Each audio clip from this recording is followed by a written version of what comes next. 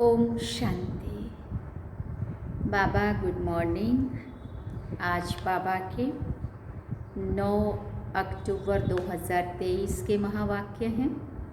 बाबा ने सार में कहा, मीठे बच्चे, जितना याद में रहेंगे, पवित्र बनेंगे, उतना पारलौकिक माता पिता की दुआएं मिलेंगी। दुआएं मिलने से तुम सदा सुखी बन जाएंगे। बाबा ने प्रश्न पूछा, बाप सभी बच्चों को कौन सी राय देकर कुकर्मों से बचाते हैं? बाबा ने उत्तर में कहा, बाबा राय देते, बच्चे तुम्हारे पास जो भी धन दौलत आदि है वो सब अपने पास रखो, लेकिन ट्रस्टी होकर चलो। कितना मज़ा आया। सब अपने पास रखो, इसका मतलब ये नहीं कहा है कि तुम कहीं लगाओ नहीं, सफल नहीं करो। तुम कहते हो ना, हे भगवान ये सब कुछ आपका है। भगवान ने बच्चा दिया, धन दौलत दिया। अब भगवान कहते हैं, अब इनसे बुद्धि योग निकाल कर तुम ट्रस्टी होकर रहो। श्रीमत पर चलो तो कोई भी कुकर्म नहीं होगा, तुम श्रेष्ठ बन जाएंगे। गीत सुना, ले लो दुआएं माँ बाप की। ओम शांति। जो बच्चे कहते हैं हमारा मुख नहीं चलता है, समझा नहीं सकते हैं, उन्हें सेंटर की ब्राह्मणियाँ कैसे सिखलाएं? ये शिव बाबा समझाते हैं। चित्रों पर समझाना तो बहुत सहज है। छोटे बच्चों को चित्र दिखलाकर समझाना पड़े ना। ऐसे नहीं कि क्लास में सब आकर बैठे और तुमने मुरली शुरू कर ली। नहीं, ये तो जिगरी बैठकर समझाना चाहिए, दिल से। बच्चों ने गीत तो सुना ना। एक है पारलौकिक माता पिता, जिसको याद करते रहते हैं, तो माता पिता हम बालक तेरे। वो है सृष्टि का रचयिता। माता पिता जरूर स्वर्ग ही रचेंगे ना। सतयुग में स्वर्गवासी बच्चे होते हैं। यहाँ के माता पिता खुद ही नरकवासी हैं, तो बच्चे भी तो नरकवासी ही पैदा करेंगे ना। गीत में कहा, ले लो दुआएं माँ बाप की, सिर से उतरेगी गठरी पाप की। तुम जानते हो इस समय के माँ बाप तो दुआएं नहीं देते हैं। क्यों नहीं देते हैं? दुआएं तो दिल से निकलती है ना। अगर बच्चे आज्ञाकारी नहीं होंगे तो माँ बाप के दिल से दुआ भी कैसे निकलेंगी, है ना। इसलिए जितना बच्चे आज्ञाकारी होंगे उतने दिल से दुआ अपने आप से निकलती है।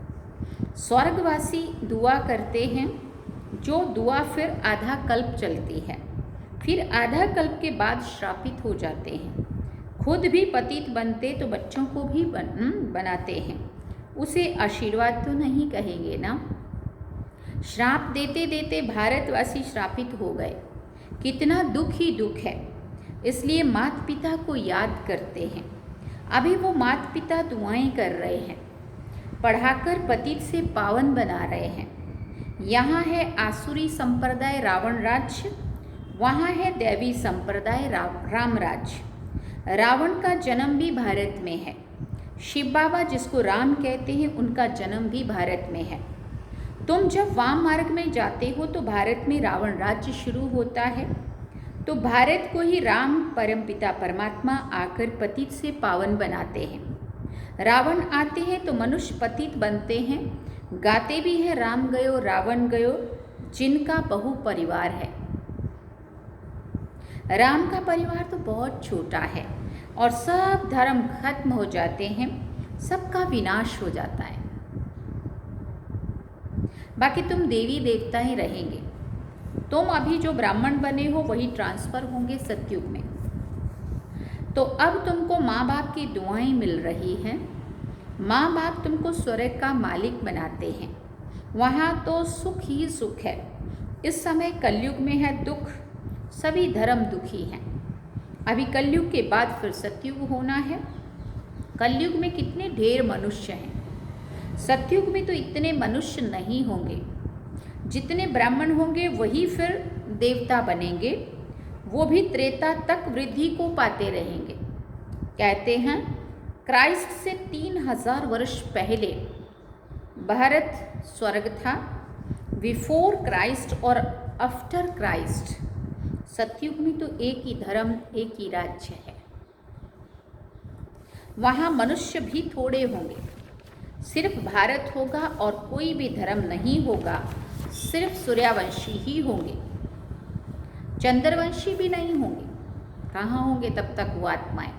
तो चंद्रवंशी भी तब तक परम धाम में होंगी आत्माएं। सूर्यवंशी को भगवान भगवती कह सकते हैं क्योंकि वो संपूर्ण है। तुम बच्चे जानते हो पतित पावन तो एक ही परमात्मा है। चक्र की तरफ इशारा करते हुए कहा, देखो बाप ऊपर में बैठे हैं, ये ब्रह्मा द्वारा स्थापना करा रहे हैं। अभी तुम पढ़ रहे हो, जब इन देवताओं का राज्य रहता है तब और कोई भी धर्म नहीं रहता है। फिर आधा कल्प के बाद वृद्धि होती जाती है, ऊपर से आत्माएं आती जाती हैं, वर्ण बदलते जाते हैं, जीव आत्माएं बढ़ती जाती हैं। सतयुग में होंगे 9 लाख, फिर करोड़ होंगे, फिर वृद्धि को पाते जाएंगे। सतयुग में भारत श्रेष्ठाचारी था, अभी भ्रष्टाचारी है। ऐसे नहीं कि सब धर्म वाले भ्रष्टाचारी बन जाएंगे, कितने ढेर मनुष्य हैं। यहाँ भी भ्रष्टाचारी से श्रेष्ठाचारी बनने में कितनी मेहनत लगती है। घड़ी घड़ी श्रेष्ठाचारी बनते बनते फिर विकार में जाए भ्रष्टाचारी बन पड़ते। बाप कहते हैं मैं आया हूँ तुमको काले से गोरा बनाने, तुम घड़ी घड़ी गिर पड़ते हो। बेहद का बाप तो सीधी बात बतलाते हैं, कहते हैं ये क्या कुल कलंकित बनते हो, काला मुंह करते हो, क्या तुम गोरा नहीं बनेंगे? बाबा पूछ रहे हैं। तुम आधा कल्प श्रेष्ठ थे, फिर कलाएं कम होती जाती हैं। कलयुग अंत में तो कलाएं एकदम पूरी खत्म हो जाती हैं। सतयुग में सिर्फ एक ही भारत था, अभी तो सब धर्म है। बाप आकर फिर सतयुगी श्रेष्ठ सृष्टि की स्थापना करते हैं। तुमको भी श्रेष्ठाचारी बनना चाहिए। श्रेष्ठाचारी कौन आकर बनाते हैं? बाबा पूछ रहे। बाप है ही गरीब निवाज, पैसे की बात नहीं है। बेहद के बाप के पास श्रेष्ठ बनने आते हैं तो लोग भी कहते हैं तुम यहाँ क्यों जाते हो? कितने विघ्न डालते हैं। कल ही एक माता ने सुनाया, नई एक माता आई सूरत से, वलसाड़ से, तो वो यहाँ आई, तो वो जिस सोसाइटी में रह रही है ना, नज़दीक में ही है। अब नए लोग कोई कोई आए होंगे पता नहीं, वैसे पुराने तो सभी जानते हैं लगभग। तो बोला कहाँ गई तुम्हारी मम्मी? उसकी बेटी को पूछ रहे। तो बोला ब्रह्मा कुमारी में, ओम शांति में। बोला वहाँ नहीं जाना, वो तो बाहर का नहीं खाने देते, वो तो पता नहीं क्या क्या घर छुड़ाते हैं, वो तो पता नहीं क्या क्या करते हैं, वहाँ बहुत बुरे, वहाँ बहुत ख़राब होते हैं, वहाँ नहीं जाना। तो बाबा कहते कितने विघ्न डालते, जो आने लगता है ना उसको भी, कोई नया होगा ना उसको भी खींचते हैं, रोकते हैं। तो बाबा कहते कितने विघ्न डालते हैं। तुम जानते हो इस रुद्र ज्ञान यज्ञ में आसुरों के बहुत विघ्न पड़ते हैं, अबलाओं पर अत्याचार होते हैं, कोई फिर स्त्रियां भी बहुत तंग करती हैं, विकार के लिए शादी करते हैं। अब बाप काम चित्ता से उतार ज्ञान चित्ता पर बिठाते हैं। जन्म जन्मांतर का कॉन्ट्रैक्ट है। इस समय है ही रावण राज्य। गवर्नमेंट कितने शादमानी करती है, रावण को जलाते हैं, खेल देखने जाते हैं ना। अब ये रावण कहाँ से आया? रावण का जन्म हुए तो 2500 वर्ष हुए हैं। रावण ने सबको शोक वाटिका में बिठा दिया है। सब दुखी ही दुखी हैं। राम राज्य में सब सुखी ही सुखी होते हैं। अभी है कलयुग का अंत, विनाश सामने खड़ा है। इतने करोड़ मनुष्य मरेंगे तो जरूर लड़ाई तो लगेगी ना। सरसों मौफिक सब पिस जाते हैं। अब देखते हो तैयारियां हो रही हैं, फुल तैयारी। बाप स्वर्ग की स्थापना कर रहे हैं। ये ज्ञान और कोई भी दे ना सके। ये ज्ञान बाप ही आकर देते हैं और पतितों को पावन बनाते हैं। सद्गति करने वाला एक ही बाप है। सतयुग में है ही सद्गति, वहाँ गुरु करने की दरकार नहीं है। अभी तुम इस नॉलेज से त्रिकालदर्शी बनते हो। सतयुग में लक्ष्मी नारायण में ये ज्ञान बिल्कुल नहीं होगा। तो फिर परंपरा से ये ज्ञान कहाँ से आया? अभी है कलयुग का अंत। बाप कहते हैं तुम मुझे याद करो। स्वर्ग की राजधानी स्थापन करने वाले बाप को और वर्षे को याद करो। पवित्र तो जरूर बनना पड़ेगा। वो है पावन दुनिया, ये है पतित दुनिया। पावन दुनिया में कंस, जरासंधि, हिरण्याकश्यप आदि होते नहीं हैं। कलयुग की बातों को सतयुग में ले गए हैं। शिव बाबा आए हैं कलयुग के अंत में। आज शिव बाबा आए हैं, कल श्री कृष्ण आएगा। शिव बाबा आए हैं श्री कृष्ण की दुनिया में ले चलने के लिए, श्री कृष्ण जैसा बनने के लिए, बनाने के लिए। तो शिव बाबा और श्री कृष्ण के पार्ट को भी मिला दिया है। शिव भगवान उवाच, उन द्वारा पढ़कर श्री कृष्ण की आत्मा भी ये पद पाती है। लक्ष्मी नारायण वाला। उन्होंने फिर भूल से गीता में श्री कृष्ण का नाम डाल दिया है। ये भूल फिर भी होगी। मनुष्य भ्रष्टाचारी बने तब तो बाप आकर श्रेष्ठाचारी बनाए ना। श्रेष्ठाचारी ही 84 जन्म पूरे कर भ्रष्टाचारी बनते हैं। इस चक्र पर समझाना तो बहुत सहज है। झाड़ में भी दिखाया हुआ है। नीचे तुम राज्यों की तपस्या कर रहे हो, ऊपर लक्ष्मी नारायण का राज्य खड़ा है। अभी तुम थुर में बैठे हो, फाउंडेशन लग रहा है। तुम जानते हो फिर सूर्यवंशी कुल में जाएंगे। राम राज्य को वैकुंठ नहीं कहा जाता, वैकुंठ श्री कृष्ण के राज्य को कहा जाता है। अभी तो तुम्हारे पास बहुत आएंगे, एग्जीबिशन आदि में तुम्हारा नाम बाला होगा। एक दो को देखकर वृद्धि को पाएंगे। ये बाप आकर ये सब बातें समझाते हैं। चित्रों पर किसी को भी समझाना बहुत सहज है। सत्यों की स्थापना भगवान ही आकर करते हैं और आते हैं पतित दुनिया में, सांवरे से गोरा बनाते हैं। तुम श्री कृष्ण की राजधानी की वंशावली भी हो, प्रजा भी हो। बाप अच्छी रीति समझाते हैं। निराकार शिव बाबा आत्माओं को बैठ समझाते हैं कि आप मुझे याद करो। ये है रूहानी यात्रा। हे आत्माएं, तुम अपने शांति धाम निर्वाण धाम को याद करो तो स्वर्ग का वर्षा मिलेगा। अभी तुम संगम पर बैठे हो। बाप कहते हैं मुझे और अपने वर्षे को याद करो तो तुम यहाँ स्वर्ग में आ जाएंगे। जो जितना याद करेंगे और पवित्र रहेंगे उतना ऊंच पद मिलेगा। तुमको कितनी बड़ी दुआएं मिल रही हैं। धनवान भव, पुत्रवान भव, आयुष्मान भव। देवताओं की आयु बहुत बड़ी होती है, साक्षात्कार होता है। अभी ये शरीर छोड़कर जाकर बच्चा बनना है तो ये अंदर में आना चाहिए। हम आत्मा ये पुराना शरीर छोड़ जाकर गर्भ में निवास करेंगी। अंत मते सो गते। बूढ़े से तो हम क्यों ना बच्चा बन जाऊं। आत्मा इस शरीर के साथ है तब तकलीफ महसूस करती है। आत्मा शरीर से अलग है तो आत्मा को कोई तकलीफ महसूस नहीं होती है। शरीर से अलग हुआ खलास। हमको अब जाना है। मूल वतन से बाबा आते हैं लेने के लिए। ये दुख धाम है।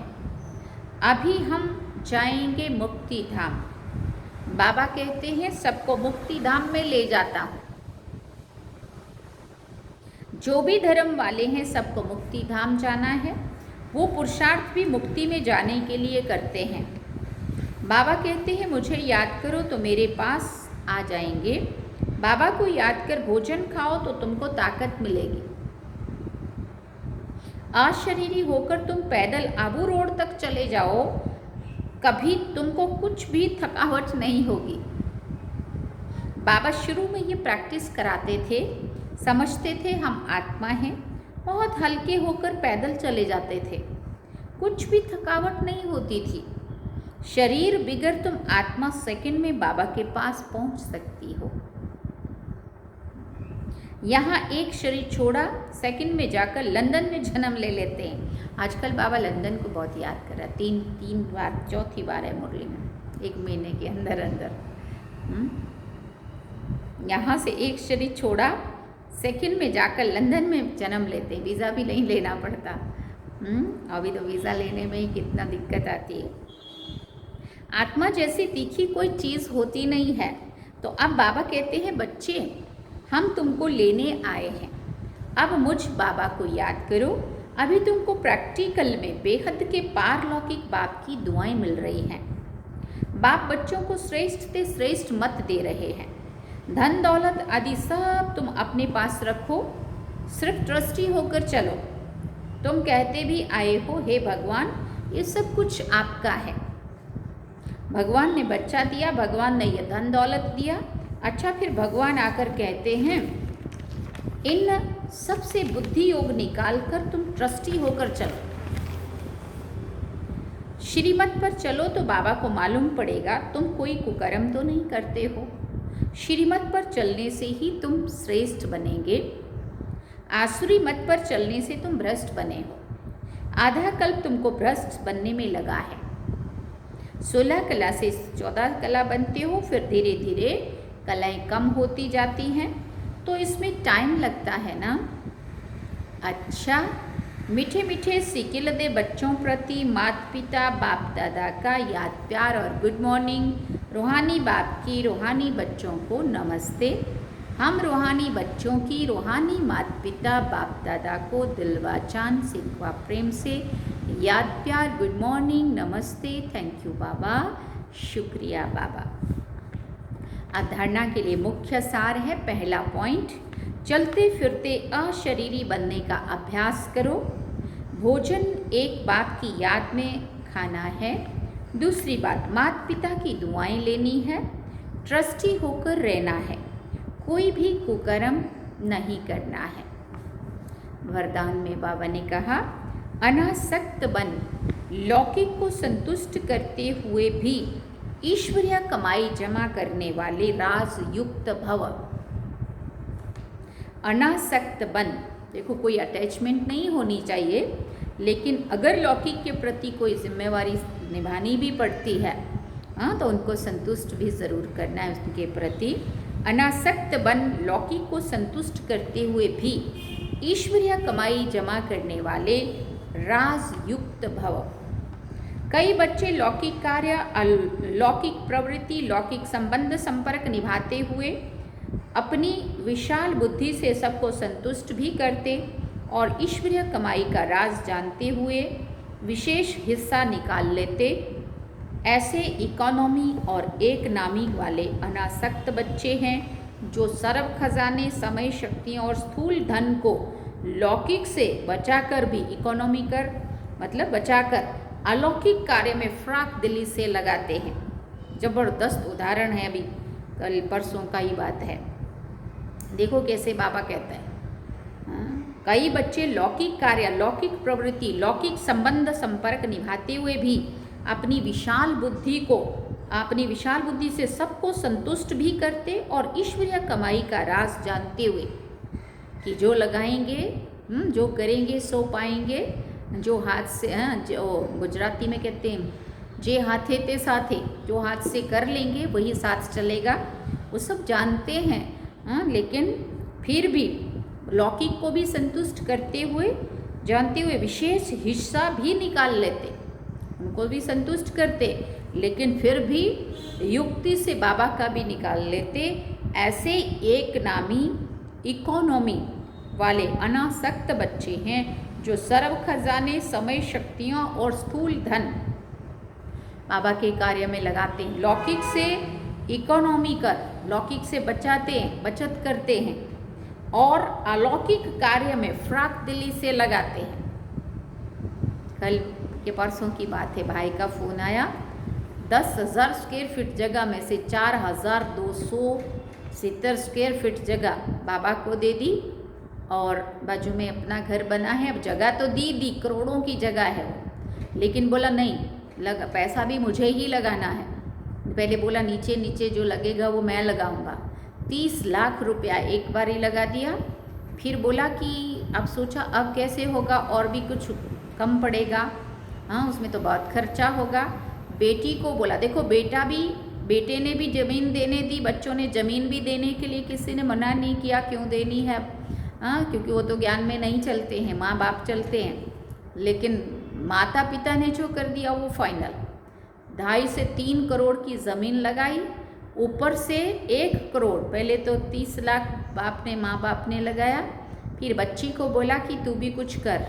तो उस बच्ची ने अपने गहने भी वो कर दिए, लेकिन बाप को मदद कर, बाप के ईश्वरीय कार्य में लगाने के लिए। हालांकि उनको तो ज्ञान भी नहीं है, अपने को तो ज्ञान कितना, ज्ञान में चलने वाले लोगों को भी वो दिल नहीं होता, फ्राक दिल नहीं होता है। अपने लिए हम कितना भी खर्चा कर लेते हैं, लेकिन जब भगवान की बारी आती है तो हम 10 बार सोचते हैं कि भगवान के कार्य में क्या लगाऊं और कितना लगाऊं, सोच समझ के लगाऊं, हाँ, थोड़ा ही लगाऊं, बाकी तो लौकिक के लिए ही बचाऊं। लेकिन याद रखो, किन्हीं की दबी रहेगी धूल में, लौकिक के लिए रखा रखा धूल में दबेगा, और जो ईश्वरीय कार्य में लग जाएगा वही सफल होगा ना, उसके आधार पे ही भाग्य बनने वाला है ना। इसलिए बाबा बहुत इशारे देते। बाबा ने कहा देखो, जो ऐसे अनासक्त बच्चे हैं जो सर्व खजाने, समय, शक्तियों और स्थूल धन को भी लौकिक से बचत कर अलौकिक कार्य में बहुत फ्राक दिली से लगाते हैं, ऐसे युक्त राज युक्त बच्चे ही महिमा योग्य है। सोचो भगवान के दिल से कितना उनके लिए प्यार उठेगा, कितना उनके लिए दुआएं निकलेंगी, और जो भाग्य बना जन्म जन्मांतर के लिए वो अलग। ब्राह्मण परिवार को भी प्यार आएगा, बहनों को भी आएगा, सब करेंगे ना, फिर पालना भी उसी हिसाब से होंगी, है ना। बाकी अगर बाबा को देते देते पीछे हटते रहें और फिर बोलेंगे कहाँ यूज़ करना, अपने को सब पता ही नहीं चलता कहाँ लगाना बाबा के कार्य में, ये समय नहीं मिलेगा, ये चांस नहीं मिलेगा। बाबा ने हमें अगर ताज बांधा हुआ है विश्व कल्याणकारी बनने का, विश्व कल्याण करने का, तो हमारी जिम्मेवारी कुछ होती है। सारा ही लौकिक की तरफ झुके रहें वो भी नहीं, और सारा ही इधर झुक जाएं और लौकिक का ना देखें वो भी बाबा ने नहीं कहा है। बैलेंस, उधर भी करो इधर भी करो, ये भी जिम्मेवारी हमारी है। क्यों? क्योंकि हमने बाबा को पहचाना है, इसलिए बाबा कहते हैं ऐसे युक्त राजयुक्त बच्चे ही हैं, राजयुक्त बच्चे ही महिमा योग्य हैं। स्लोगन में बाबा ने कहा, स्मृति स्वरूप बनकर हर कर्म करने वाले ही प्रकाश स्तंभ बनते हैं। लाइट हाउस, प्रकाश स्तंभ मतलब लाइट हाउस। स्मृति स्वरूप बनकर हर कर्म करने वाले ही लाइट हाउस बनते हैं। अच्छा, ओम शांति। सार में बाबा ने कहा, मीठे बच्चे जितना याद में रहेंगे, पवित्र बनेंगे, उतना पारलौकिक माता पिता की दुआएं मिलेंगी। दुआएं मिलने से तुम सदा सुखी बन जाएंगे। और गीत सुना, ले लो दुआएं माँ बाप की, सिर से उतरेगी गठरी पाप की। ओम शांति। ये थे बाबा के आज के महावाक्य जो हम सभी ने सुने। अब हम बाबा को याद करेंगे। चलिए बाबा की याद।